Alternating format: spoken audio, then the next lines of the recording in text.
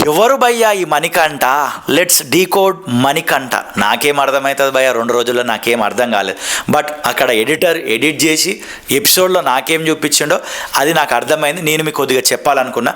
First of all, నిన్నటి episode grand launch ఈవెంట్లో ఆయన గురించి ఒక డిసిజన్ తీసుకురు అందరు. ఎవరు ఇందులో అన్డిజర్వ్ అనుకుంటున్నారంటే ఈయన అన్డిజర్వ్ అని ఓట్లు వేసినారు. అందరు మీకు తెలుసు, నేను చెప్పాల్సిన అవసరం లేదు. మా అన్నోడు బయటికి వెళ్ళిపోవాలని అనిల్ రావిపూడి అయితే తీసుకొని వెళ్ళిండు. అదంతా ప్రాంక్ అని అనిల్ రావిపూడి తర్వాత చెప్పిండు. దాన్ని గట్టిగా పర్సనల్గా తీసుకొని మనోడు హట్ అయిపోయాడు.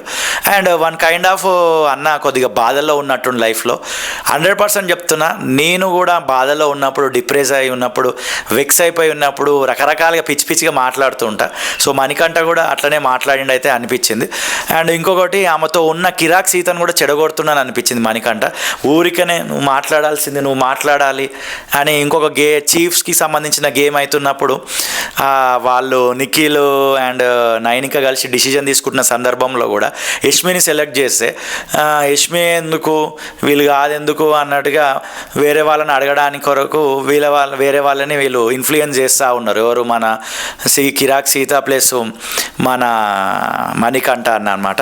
సో మణికంఠ అంటే అయితే ఏమంటుండంటే నాకు నేనే ఫ్యాన్ని అని ఒకటి అంటుండు. అండ్ ఇంకొకటి ఇంకా రకరకాలుగా మాట్లాడుతుండు. అన్న కొంచెం మానసికమైన బాధలో ఉండు అన్న, నీకు అర్థం చేసుకోవచ్చు. నేను కూడా చాలా మానసికమైన బాధలో ఉన్నా. But it's a game. ఆయన నేనేం జడ్జ్ చేయట్లే, అక్కడ గేమ్ ఆడిన దాన్ని బట్టి కూడా మాట్లాడుతున్నా. అండ్ అన్నిట్లలో నువ్వు ఇన్వాల్వ్ అవ్వాలనుకుంటున్నావు నిఖిల్ని అంటుండు. బట్ ఈయన మైండ్ కూడా అదే, ఈయన కూడా అన్నిట్లలో ఇన్వాల్వ్ అవ్వాలని అనుకుంటుండు.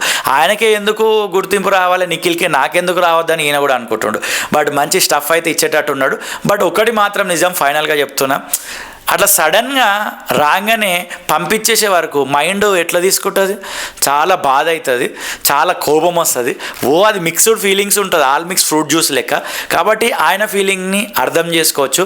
ప్రజెంట్ ఆ తాకింది కాబట్టి ఆయన ఇట్లా రియాక్ట్ అయ్యిండు.